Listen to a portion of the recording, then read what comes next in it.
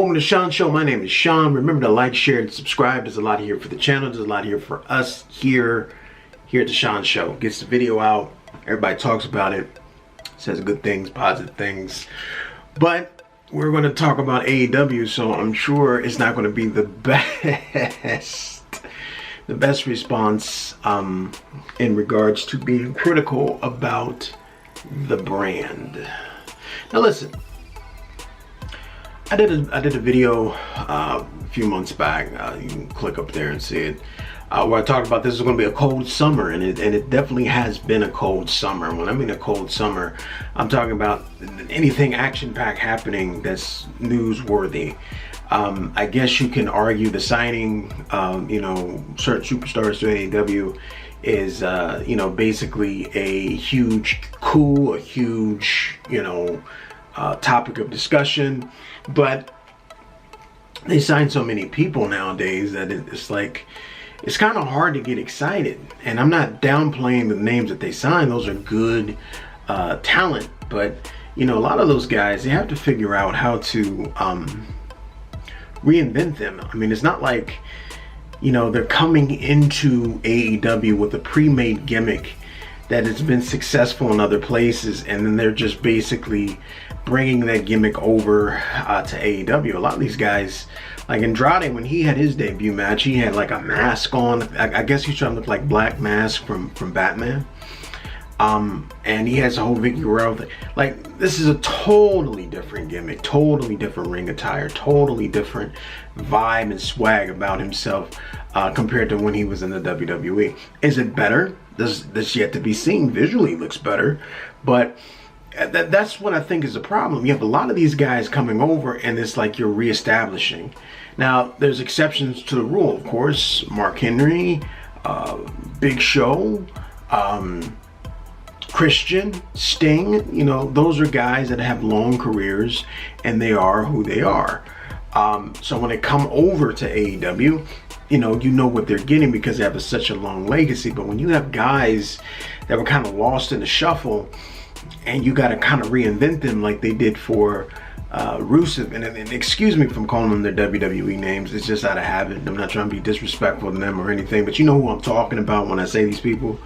But when you have a bunch of new people, new storylines, new faces, and we have to all make it make sense, it's very difficult to try to make that compelling TV unless you have some really good writers. And unfortunately, the writing has not really been that great. Hasn't been that great in the WWE, hasn't been that great in AEW. Now, this is the thing about the WWE, right? They stated, right, that the reason why the writing is what it is, and they were kind of going through the motions, they were waiting for fans to come back. So now the rumors going around the world right now that there's going to be a few surprises at the Money in the Bank pay-per-view, that we're going to kickstart this thing. Fans are coming back. It's just and excuse me if I'm like really sweating in this mug. These studio lights. I could take my hat off, but I look crazy underneath it. So maybe I'll do that. I'm leaving this on, by the way. I always say that because this is the realness. But yeah, I'm in California. The California heat has been ridiculously crazy. So you have this big old studio light on me. So it's not a good combination. Anyway, what I was saying is that, they have not been really doing good television in regards to AEW, in regards to the WWE. It just really has not been good TV. So the question is how exactly do we fix this? If I'm Vince, if I'm AEW, how do I fix it? Now, this is what they said that they were going to do. Cows, that studio light was like destroying me. So this is what they said that they were doing. Vince, like I said, WWE was from a mind state of we're saving our best for SummerSlam, saving our best for when fans get back. That's their mentality. AEW has not said that. They have not said that. One thing they keep saying is they have surprises. And it's like, let's just say, hypothetically speaking, you sign a Braun Strowman, you sign a Christian, I mean, not Christian, I'm sorry, he's already signed. You sign a Braun Strowman, you sign a Daniel Bryan, and they're part of AEW. They're part of AEW. Let's just say in that world that they had the biggest coups, arguably the biggest signings in the history of the company, arguably, and Daniel Bryan and Braun Strowman, they're in AEW. If you're not an AEW fan, are you going to watch it still? That's what my question is. Will you check it out and see what's going on? And after you check it out and see what's going on, are you going to keep watching it day after day after day after day? Are you going to keep doing that? Are you going to keep putting yourself in a position as a wrestling fan to be open-minded to see what they do to present people? Are you going to give it a week? Are you going to give it a month? Are you going to give it 2 months? Like, how long would you give this program a chance to entertain you? Because this is the thing, a lot of us, all of us who watch this and who are wrestling fans, we give the WWE so much. I mean, I was talking to my homeboy and we were looking back at the old eras when the ratings were really, really bad, when they had the what was it, the hot lesbian action or something like that, and then they had the guest host, and that was a really, really bad era. Those two eras, those were really, really bad. It was not really entertaining television. If you look at some of the matches were great, but the storylines were horrible. It was a bad time as a WWE fan, but we stuck through it as WWE fans. A lot of people, if you were a fan of the WWE, you watched it and you stuck through it. When are we going to give that same opportunity to AEW? Are we going to give that same opportunity to AEW? And that's what brings me to today's show topic, which took me a long time to get there, but I'm here. Congratulations if you're still here.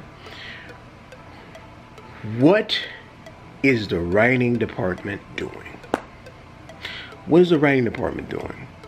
What is the compelling storylines that make me tune in every single week? Now, AEW, like, I can say NXT. NXT is kind of moving away from that. But NXT for a while, they were just a straight wrestling program. We didn't see wrestlers cut promos in the ring. And I started watching NXT religiously once it came to the USA Network. And I didn't know anything about Undisputed. And it took a long time before we had a promo with them. You know, it took a long time that we seen a promo, period. Like, it was just wrestling. And whatever they did in the ring was a physical encounter. Standoff or something, or jumping or something, somebody gets jumped or something like that. But it took they were just a program that was focusing purely on matches, purely on the wrestling. That's what they're doing. And I think AEW is that. I think AEW's strength is not in the storylines, because, I mean, let's be honest, we've already started to recycle some storylines here. This whole MJF Chris Jericho thing, this is MJF Cody Rhodes. Like, you know, Jericho has to go through all these things, have a match with MJF. We just did this with Cody. Like, we literally just did this with Cody Rhodes, did we not? Like, these are the things that I think from a writing standpoint, if you have a good writing team, then you no longer have to worry about these matches every single week being 5-star matches.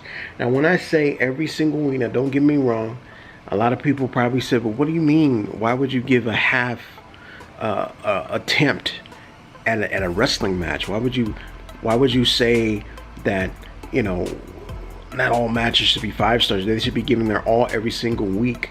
No, they shouldn't. And this is why. What are you gonna do for the pay-per-view? You know, there's this thing called working smart, not hard.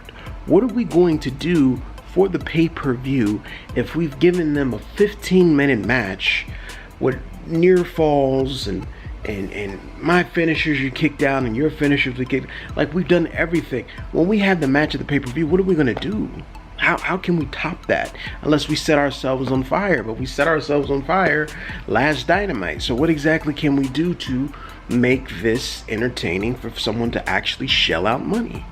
They have to use their matches in since I was trying to use a word that was really smart and it just didn't come out. I was trying to pull it out. So let me say this. Let me rewind it. They have to use their matches and they have to combine that with their storylines so that way they make sense. It is okay. It is okay if we don't have a match. It is okay if someone gets beat up. It's okay if we don't see, certain people wrestle for a while but just cut promos. It's okay for that. It's okay if the tag match is short. It's okay. It's okay if if there's no storyline, if there's no match for them. It's okay to leave them off of TV for a second. So that way when they do come back, people are interested in what it is they have to say. Sometimes less is more. Less is more and a lot. Like if we were going to a fancy restaurant, and I'm talking about a really fancy restaurant that has like 5 or 6 courses, the portions are extremely small. And you ask yourself, why are the portions so small? I'll give you the answer as to why they're so small. They're so small because everything on that plate is the best of the best. It's the best salt from the Himalayas. It's the best meat. It's the best homegrown, potatoes, vegetables, sauces. Everything is just rich and high quality. It's just great. Because it's rich and high quality and it's great, and they just give you the sample of it. They know you have 6 more courses coming, and they know that this is rich. You're going to have intense flavors that are going to overwhelm your mouth. When you eat this bite, they feel that the less amount that you have, the more that you enjoy it and savor the bite. And this makes way for the other foods that you have to eat later on in your meal. And that's how AEW should think. I don't know what the storyline department, writers, I don't know how their writing meetings go. I don't know if there's veterans involved in it. I don't know. I really don't know. Like, if I'm Arn Anderson, I don't really know what I'm helping you on. If I'm Team Malenko, what advice do you need from me? This is not my style. These are not my storylines. This is not my generations. So how am I helping you to make this product better when you're doing your own thing? Your formula is high spot, high spot, high spot, high spot, high spot, high spot, high spot, and then in the match. How am I helping you? I'm not. And that's the whole bottom line. I'm not really helping. If I'm a veteran there, AEW, to structure this the way it needs to be, I'm not really helping if, let's say, I'm somebody from TV, which they don't really have anybody from TV outside of Jericho talking about his experiences and TV, and basically all ex-WWE guys talking about what they would do on Monday Night Raw or on SmackDown. Like, that's really their experience. That's really the voice in the room. The storylines are just not great. And with the WWE, who we gave an excuse to because they said themselves that they were waiting to fans come back, let's see how the storylines amp up. Are they going to be better? Is it going to be must-see TV? Vince was so adamant of trying to get the WWE product back together, he called a mandatory practice, which Bayley got hurt for, and a lot of people were saying, oh, well, thanks, Vince. No, it happens. Basketball players, when they practice on the court for playoff games, for the NBA Finals, for football, there's a lot of people during training camp, a lot of people during practices tear, rip, or pop something. It just happens.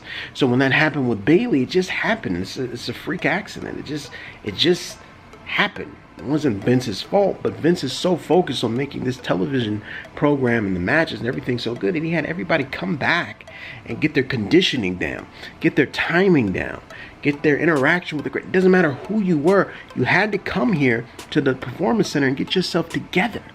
That's how Vince is looking at putting this whole thing and putting, riding hard on the fact that fans are back, WWE is back. Now there's no excuses to have bad TV.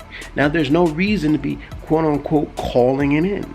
Now there's no excuses to, just have programming to just have programming. Because, how many times will we have Xavier Woods against Bobby Lashley before you start saying, why are they doing this so much? They're trying to, I know you're trying to sell a pay-per-view event, but come on, man. Like, these are the things, and we're going to see if they stand true behind the things that they've said before in the past, and we're going to see better television. But AEW, they did not give that. They have said that this is, Tony Khan said that his pay-per-view event, I believe it was Double or Nothing, he said it was better than WrestleMania. He said that, they had the best programming during the pandemic. He said that, their quality of wrestling is just so much better. It's light years ahead of the WWE. Okay, prove it. Have some storylines that are just great for me to tune in. Bring in casual fans. Do all of the things that you need to do to try to get this to the level that it needs to be at, which is a consistent 1 million people. Everybody blames the NBA Finals. Raw was, for years, when they had the dog show, that was postponed. When they had, different things that happened, that was postponed. That happened. Like, that happened. TNA, that's happened to them. Like, we can't use the excuse that basketball came on. So because basketball came on, then all the fans said, you know what, I'm not going to tape this on my DVR, and screw it. No, you have to focus on storylines and make me come in week after week after week after week after week. That makes me someone that is going to be interested in your product. And right now, I just don't see it. We got a lot of talent that we have to reintroduce. We got a lot of veterans that we're trying to intermingle into the mix. We got a lot of newer rising stars, homegrown talent that we're trying to develop into main roster players. Like, it's a lot going on in that company. And Kenny Omega as a champion is just not hitting the way it needs to hit. Like, it's a lot that has to happen. So again, not a diss to AEW. Again, it's about improving and refining what it is that you have going on. Remember to like, share, and subscribe, and I'll see you here next time on The Sean Show. Peace.